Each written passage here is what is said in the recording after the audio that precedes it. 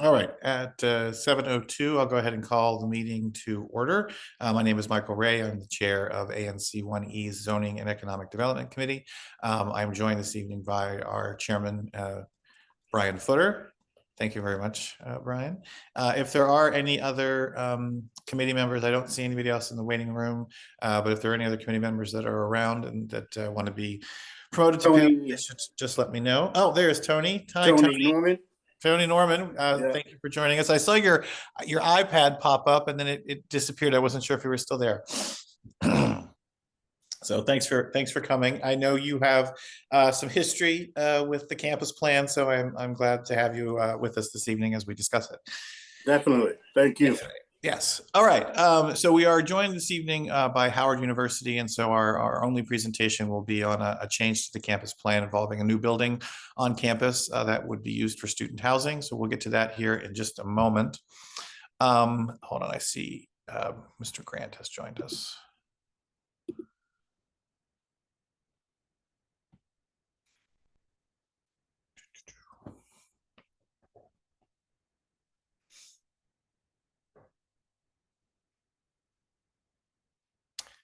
You'll have it. Mr. Grant, I'm allowing you to be promoted to panelist. So if you accept that invitation, you'll come up to the top with others.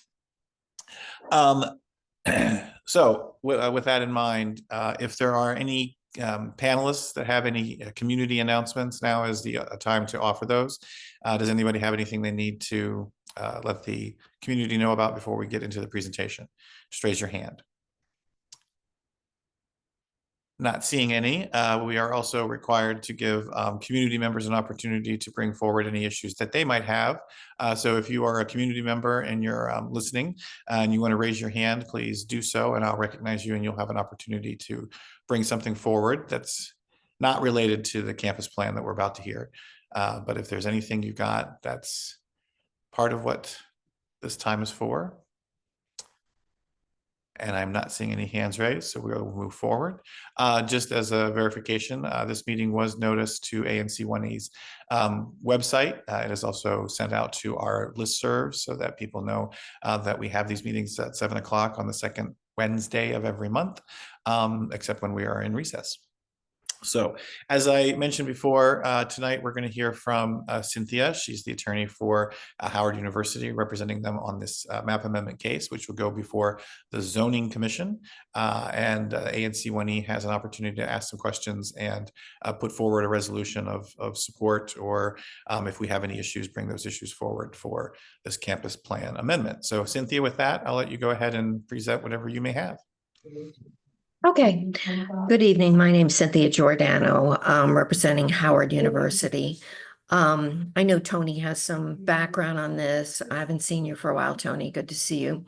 So a number of years ago, Howard University extracted this property, which is now improved with the Oliver, from its campus plan. And the purpose was to facilitate private development, which would generate revenues for the university. So that's exactly what happened after it was extracted. It was developed with a mixed-use building, office and residential, 93 units of residential, which was going to be market rate housing with a block of IZ compliant units. And in exchange, as you may be aware, for IZ compliance, the city and the zoning regulations provide for a 20% increase in density, which was included in the building when it was developed. So now the building has recently been completed and Howard is in need of upper class student housing. So they have master leased it, all 93 units of the residential units, for basically dormitory use by upperclassmen. So the issue has arisen in talking to the city regarding the IZ compliant units. So university dormitories are exempt from IZ. especially because, it just doesn't, IZ units are filled by the city's roster of eligible people, and dormitories are filled by students. So it really doesn't work for IZ to have a dormitory be compliant with IZ. So we talked to the city and determined, no problem.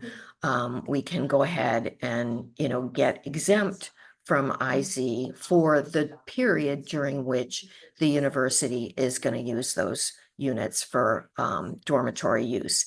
And they have a master lease for 5 years and an option for an additional 5 years for university dormitory units. But in the discussions, it became apparent that, the building had utilized bonus density. So, and, dormitories aren't entitled to that bonus density because they are not providing IC units.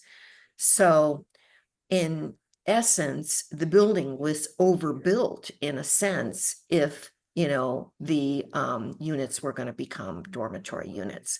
So we worked out with the zoning administrator's office, with OP input, and the Department of Housing and Development, Community Development, which basically administers the IZ program, that if we put the property back in the campus plan where there is an excess of unused FAR, that would basically resolve the issue with regard to the bonus density.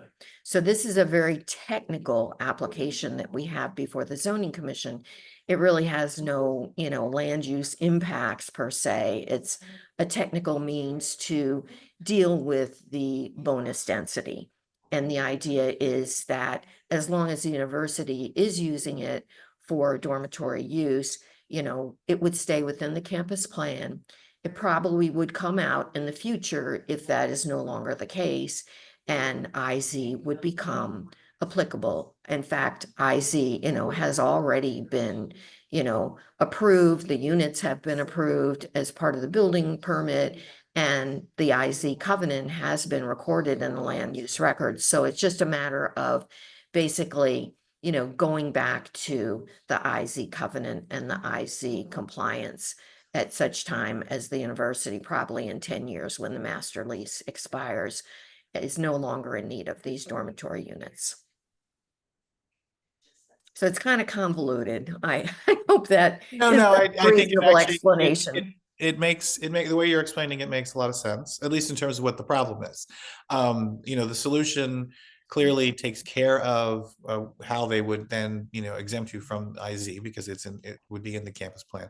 But it does raise, the question of the bonus density was built. I mean, you wouldn't have gotten that if it had maintained inside the campus plan. So I could see where there might be some questions, perhaps at the board, at the zoning commission level, and maybe at the community level. We'll see if anybody, has any. But I do want to explore that just a little bit before we leave tonight. But I'll open it up first, since Mr. Norman does have more history on this than I know I do. Tony, was there anything that you thought needed to be added or clarified, or that you would like to say on this? I'm generally acceptable to, I have real reservations about it, but I would go ahead and agree with the university. But I have the reservations about the affordable housing and exempt the IZ from the dorms. Yeah.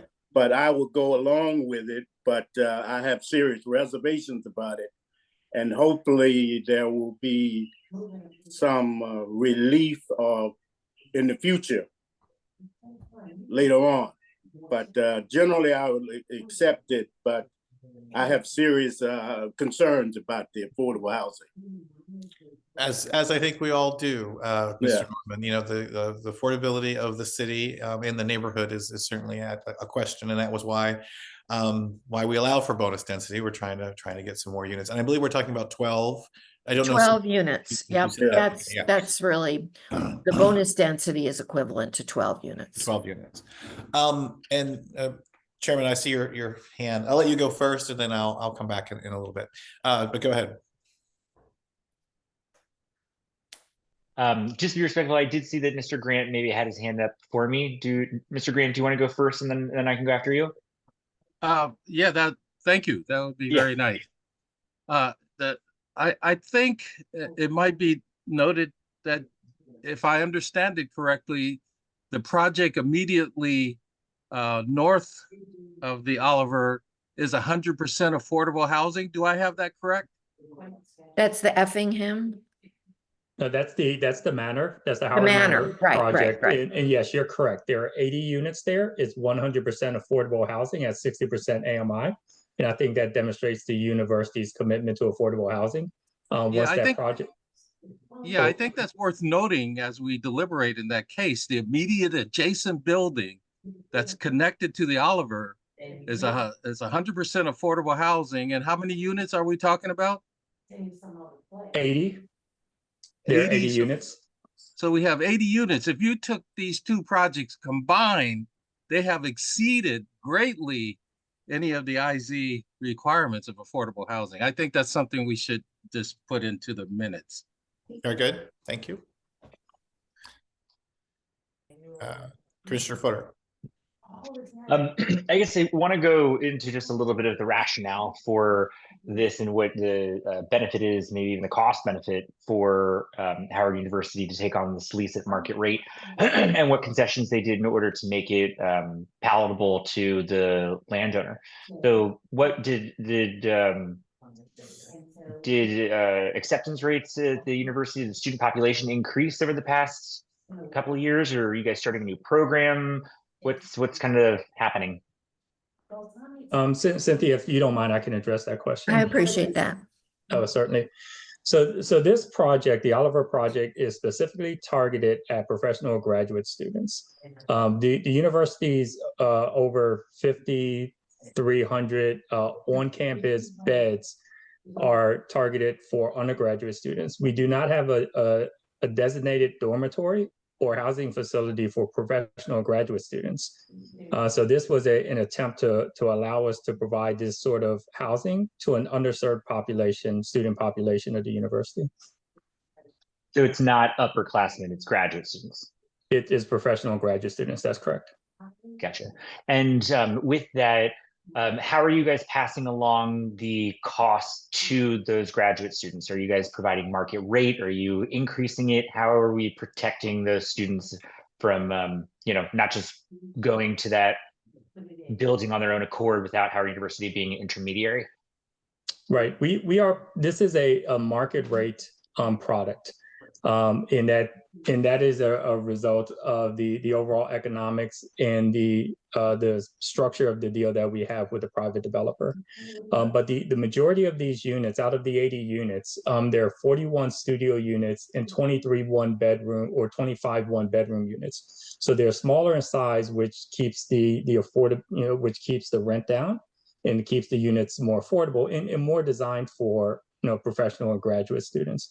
But I would say this is market rate, but the rents are at a lower basis, just given the design of the units. So is Howard University subsidizing some of it in order to keep it lower? Because it doesn't, personally, it doesn't make a lot of sense that the landlord has their rate and then you're a third party that's coming in to try and preserve some of that stuff or those units, so that basically there's more administrative costs in order to bring these units to the students. So is Howard University subsidizing it to make sure that it's market rate?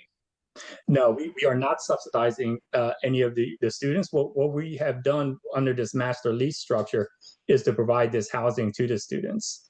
Otherwise, these students would have to go and just lease an apartment within the community at a market rate, which, and we've benchmarked these rates relative to the other market rate, Class A market rate properties within the community, and this falls below those other market rate pricing. But no, the university is not, to answer your question directly, no, the university is not providing any sort of subsidy.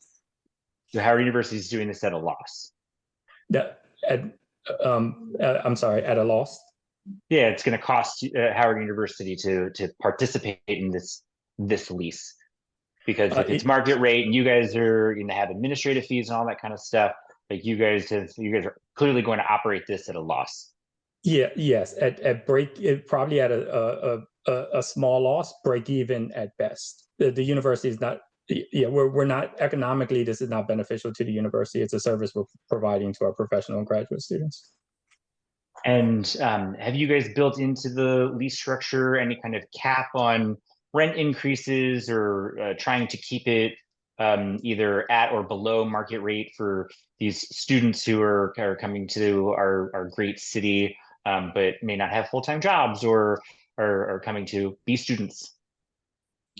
Yes, yeah, we do have a cap on the annual increases of market rent, and the cap is based on, is a 3% annual cap. There is a caveat that's tied to operating expenses and CPI, but generally it's a 3% annual increase, no greater than 3% annual increase in pricing. So how does, walk me through that. So the 3% is there with the exception of CPI being what? See, it's very similar to the city's cap, in the sense that in the event that there's a large increase in CPI, then the university is able to increase the pricing greater than 3% to stay in line with that increase. And I think the city's allowable increase now is 6%, as a result of the higher CPI that has been realized over the past year or so. And by that, you're referring to similar to rent control to buildings that were built prior to, what is it, 1973? That's correct, yes. Okay. I have a couple of other questions, but I don't want to occupy. Chairman, if you said you had a, you want to Yeah, ask I do have a couple. They're probably for Cynthia. So, Cynthia, sorry, inclusionary zoning caveats to the agreement would have a time horizon on them. Is it, I don't know, is it 30 years? Is it 40 years? And it sounds like you're going to take about 10 of those with this exception. Does this exception in any way extend the length of time that the IZ would be applicable if you were to go back to the market? IZ is perpetual. Oh, I didn't realize that. I actually thought they were timed out. Okay, well then that's a good answer to that question then. I don't know that I had another one then. Chairman, if you had something else, you can feel free to go ahead while I think about that. I think Mr. Grant had his hand up. Yeah, I just had a simple question. If there's if this project goes ahead as proposed, if there's a vacancy with the grad students, what happens? Does it open up to the market, to the regular market, or what happens with that vacancy? No, it would be restricted to students, faculty, and staff. That's where dormitories are restricted to students, faculty, and staff. Okay. So, no, it would not be permissible for these units to be leased to anybody else. I see. But Tony, did you have a question? yeah, the only thing I was commenting on, I accepted and with reservations, because we had the general campus plan, we had a long-term goal. And we were working on this goal for the last 5 or 6 years. And Howard wanted to extend this goal.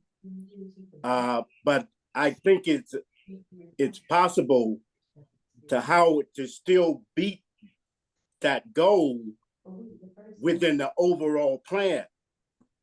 That was the only thing I have the reservations about.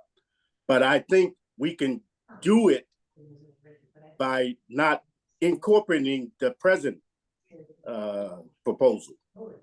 So that's why I had reservations. But I think they can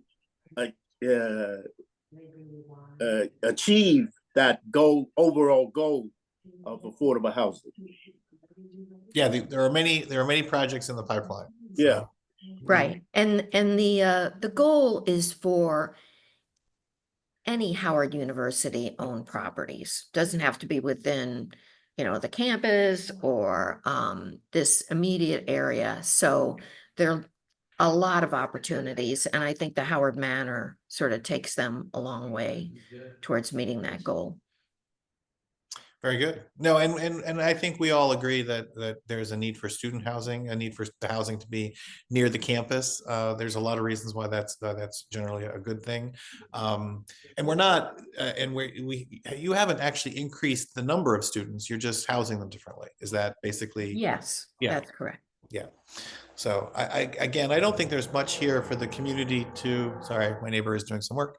There's not much here for, I think, the community to be terribly concerned with. I think IZ and bonus density is a pretty that's not going to be understood well by most community members as to why that would happen, but it happened, on campus along Georgia Avenue. This is not an area where it has a great impact on the community in any way that I think people would notice, especially when we're talking about 12 units. So I agree with Mr. Norman. There's no reason for us, the ANC, I think, to raise any long-term concerns over this particular change. So I'm supportive of it, and like I said, I was kind of concerned about the IZ units having a time horizon, but clearly I'm wrong on that. But I will check myself.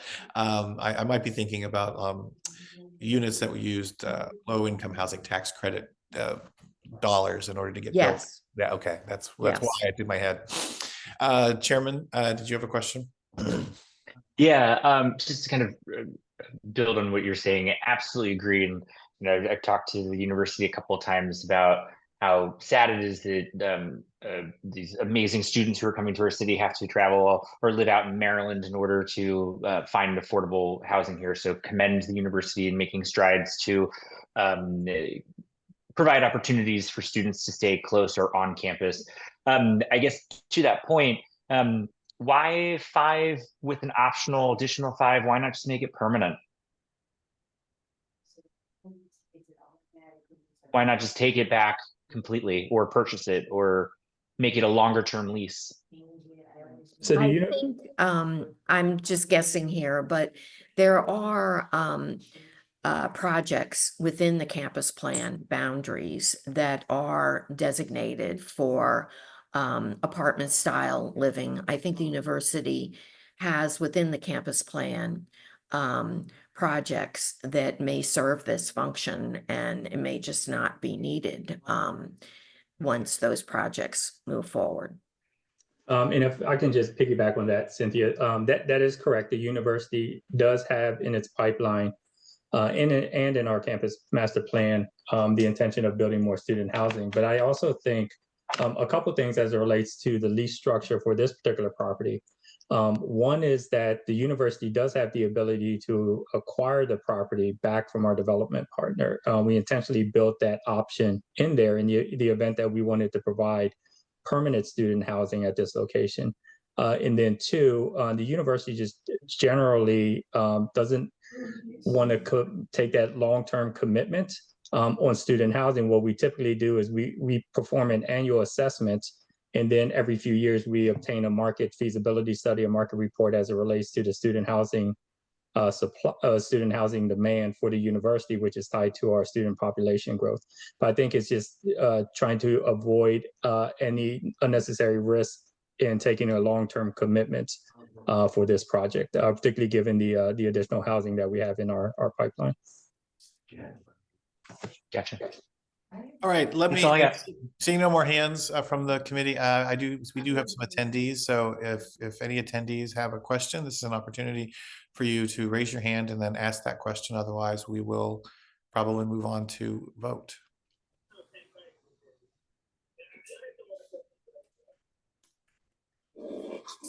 All right, well, not seeing any hands, I would entertain a motion. Chairman, do you have any thoughts? Sure. Excuse me.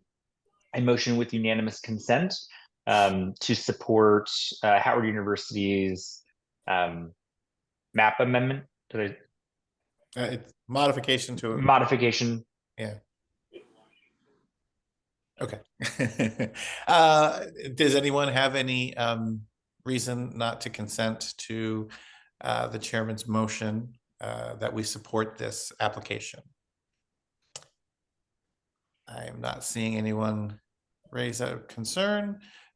So the motion passes. The committee will recommend to the full ANC that the resolution be in support of this map amendment, and we will send a report to the zoning commission once the full ANC has an opportunity to vote on this at our next full meeting, which is in a couple of weeks. But so Cynthia, you probably are already aware of this, and Chi, and I know Teresa is. So this is a committee support of this opportunity. So we will, I'll write something up that goes to the full ANC, and then the full ANC will vote it through here in about 2 weeks. And then if that passes, as I imagine it will, then we'll go ahead and send it off to the zoning commission to be included into the record. But given where we are on this, I don't imagine that we would necessarily participate any further in the discussion unless you all feel there's a reason for us to be at those hearings, either in support, in support, or to talk through where we are. But if you have any thoughts on that, you can feel free to reach out to us and talk to us about that. But I think given where we are, I think this is probably plenty. I don't know if you have any thoughts there. I think that's fine. That all sounds fine. Thank you so much. Sure, very good. And thanks, Chief, for coming. And Chairman, did you have something you wanted to say? It did, and it may be more for Teresa, but Cynthia, you may be part of this. But I know that Howard University, we've been talking to you guys about another mapping amendment that's been going on, and we've been waiting until some sort of agreement between the LaDroit Park Civic Association and Howard University, because some of our contractual agreement was agreed upon or entered into. Do you guys have any kind of update on that and kind of timeline so that we as the ANC 1E can weigh in and be timely for your consideration as well? Hi, this is Teresa. Hi, Chair. Hi. Commissioner Ray, Chair Ray. We are meeting with LPCA tomorrow night, and the expectation is that we will be at a place where we will be at 1B ZPD Monday. So hopefully, fingers crossed. But it's been moving. It's been moving. It's been doing a good job, and we really do feel like tomorrow is going to be the day that we come out of there with an agreement in enough broad strokes to get to 1B ZPD on Monday. Okay. Yeah. Thank you. Oh, you're welcome. I want to. Hello. Yeah, sorry. I Tony, just want to thank Cynthia for their service with the community. She's been with the community and us for over 20 years, I believe, at least. You're dating me. But I want to thank you for your work and all of the work been these 20 years. Thank you so much. And right back at you. The same goes for you. Okay. You've been involved as many years as me. Well, thank you again. Thank you, Mr. Norman, and thanks to everyone at Howard. And with that, I'll close this meeting. We're not really out of hearing. Close the meeting, and everyone have a wonderful evening. Thank you very much for attending. Good night. Thank you all. Thank you. Thank you. Let's get that damn thing.